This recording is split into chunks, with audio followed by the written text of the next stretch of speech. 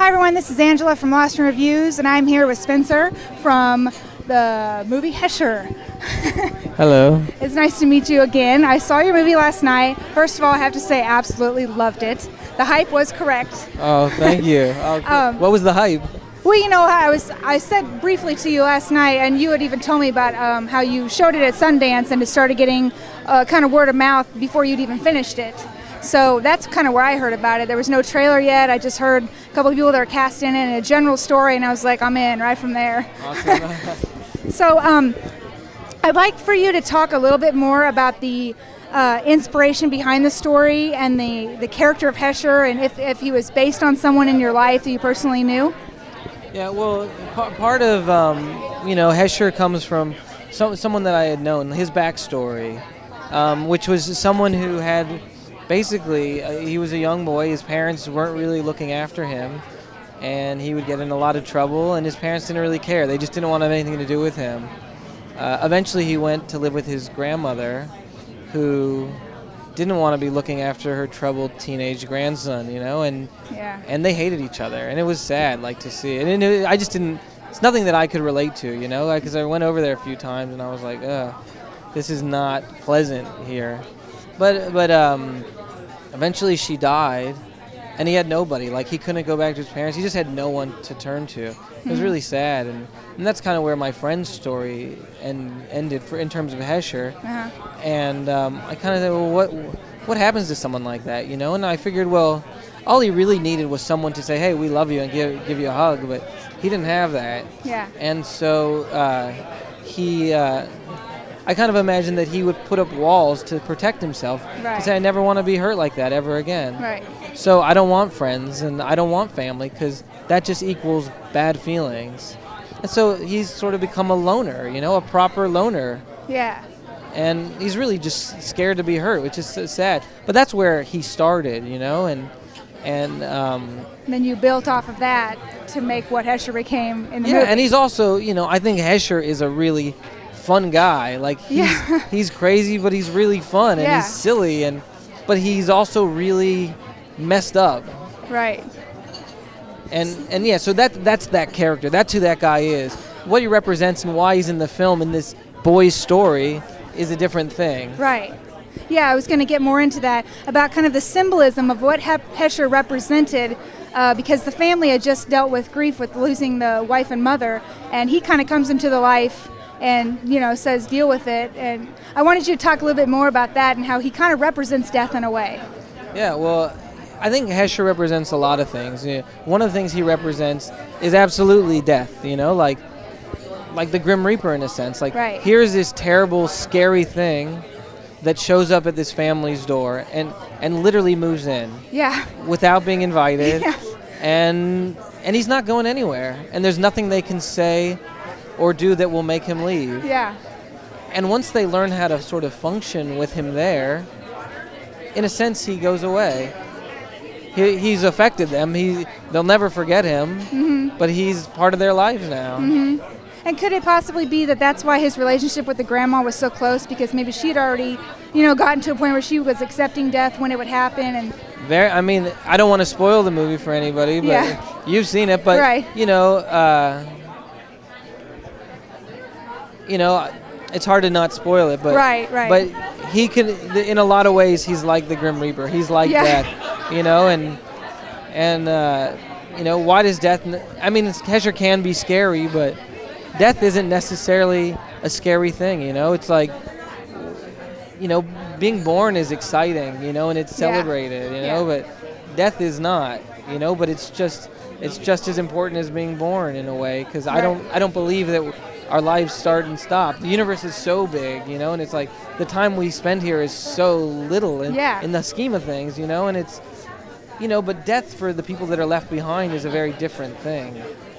Anyway, so, but I think Hesher also represents life, He shows definitely. people that you should live your life, and especially with that last little speech he gave, which I won't spoil what it was really about, but that was definitely the motivation he was trying to get across was, you guys still have each other.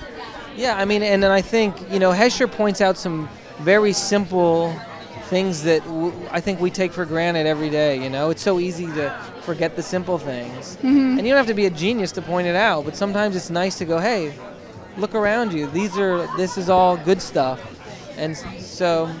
Yeah, in a lot of ways, he represents all that stuff. Yeah. He just goes about it in a funny way. So what kind of preparation did you or Joe do to get the look and the feel of Hesher, you know, the character himself, down to a T? I mean, he was such a detailed character in so many ways. And, you know, and even in terms of just casting, like, I never wanted you to look at the film and go, oh, that's so-and-so dressed up as Hesher. Yeah. You know, like when you look at Star Wars, you go, that's Luke Skywalker. Yeah. Like when that movie came out, that was Luke Skywalker. I don't know the guy's name playing him, but that's Luke Skywalker. And I kind of wanted the same for Hesher. Yeah. So when I met Joe and realized that he was actually capable of disappearing into the role, I was like, wow, this guy can do it. And I think like Natalie did the same thing in Black Swan. You know, oh, you yeah, go, definitely. We all know it's Natalie, but you actually forget, and you go, that's... Definitely. And that is a sign of someone that's so... Truly dedicated, too. And amazing. It's like, what an amazing... And then, yeah, because Joe looked like he was really dedicated to the role, like felt passionate about it because it came through on the screen. I was wondering, there's a lot of stunts and a lot of explosions and fire involved in this.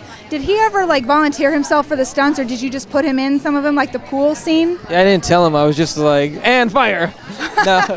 No, he's awesome. Like Joe is like, I mean, he's so talented, and but he sort of is like an all-around guy. He kind of does everything. Yeah. And he really wanted to do the stunts. A lot of times you're not allowed to do the stunts because you can't really put the star of the movie in danger. Right. But, he did. He went for all of that stuff. And particularly the diving board, when he set that on fire and ran down, I was like, oh my gosh, is that really him? Yeah, he did it. He Wow. totally did it.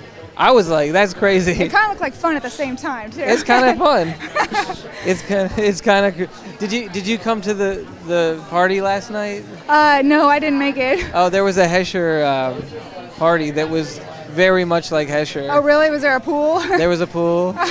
There was fire. There was oh no! Fireworks exploding in the middle. Now I'm sad I missed it. It was pretty fun. That's but cool. But there were people doing stuff that looked very dangerous. They got inspired by Hesher. They definitely did. Now, it was unclear in the film if TJ, the young boy, if he had broke his arm just from the car accident earlier, or if it was more from like bullying. It was from the accident. Okay, because I wasn't sure. Because they had said Rainn Wilson's character took him to a meeting 2 months after, and I the cast was still on, so I was thinking that's kind of long, so I didn't know. No, the cast comes off in the beginning. Oh, that's right. Yeah. Okay, yeah. Well, then never mind. No, but we come into the story and we never say what happens. It's like you could kind of figure out something's off. But I never wanted to say because you don't need to. Well, you get a sense too, and just the way that they're acting and the way that they're very distant to each other. You know that there's been a loss. You maybe don't know who exactly, but you know it's someone close. And the way that you portrayed in the end was just fascinating, and it made me jump in my seat. You see it coming the whole time. It's not a surprise. But it is the way it just jumps off the screen like that, so loud. Oh, cool. So I love that. Oh, and then Devin, I was wondering where you found him because I heard he did a little modeling, a little TV before. And modeling? I was wondering, that's what he told me when I met him last night. Bikini modeling, probably. I guess so. And he was, so I was wondering what it was that he showed you in his emotional range that made you know that he was right for the role. Well, I think I think kids in a way are the best actors. Yeah. And it's funny because both Natalie and Joe both come from, acting at a young age, and it's weird. I think as we grow older, we tend to put our emotions somewhere else. We don't wear them. We mask them. Yeah. And kids, not all kids can do it, but some kids can just access that stuff very easily.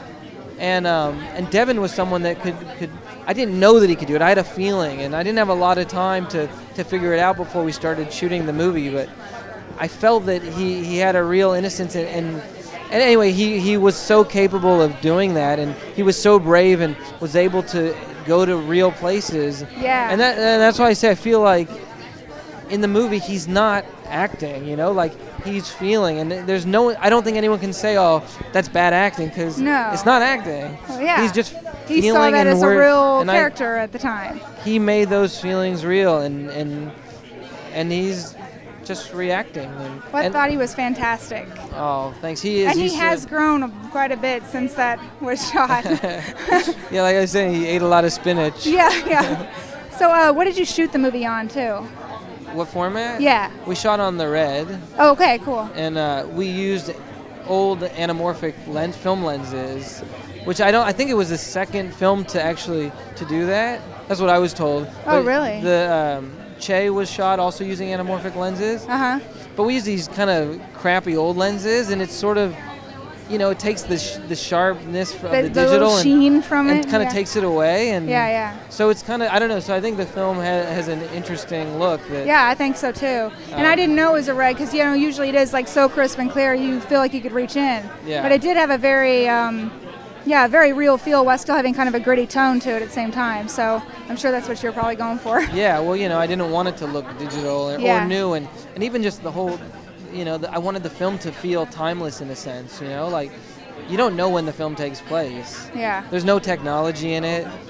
They live with their grandmother. Yeah. A lot of her stuff is from the 70s, but that's just how grandmothers are, that's when they got the stuff. Yeah. And if it still works, they use it.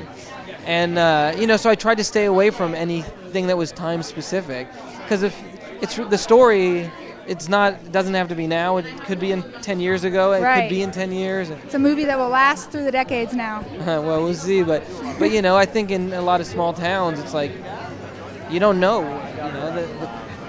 As long as there's anyway. So yeah. But just with the way the texture of the film, I love the texture of the old films from the 70s. And Yeah. So I love the film and everyone that you worked with, but for our last question, I'd like to know if there's any kind of a dream project you have that you'd love to do, maybe working with a certain person or talent or a certain kind of story concept that you would love to bring to film. Wow, there's so many. I do, and I want to make a lot of different types of film. I really want to make a musical. Oh, yeah? Yeah, and I would love to. I love musicals. I really do. I do too, and it's great when there's good ones. Yeah. But I want to make all kinds of films. I don't want to just make weird dramas or, I love film, and I think, like my favorite filmmakers, like Billy Wilder, they did everything, Right. And Stanley Kubrick was someone who sort of just made there good too. films, Yeah. and they're all different, but they all have that voice, and I don't know, so I'd like to try making different ones. Well, I wish the best of luck with you, and I wish the best of luck to Hesher, and I hope everyone goes out there and sees it. And thank you very much for talking with me. Yeah, thank you for hanging out. Yeah, thanks. Thank you.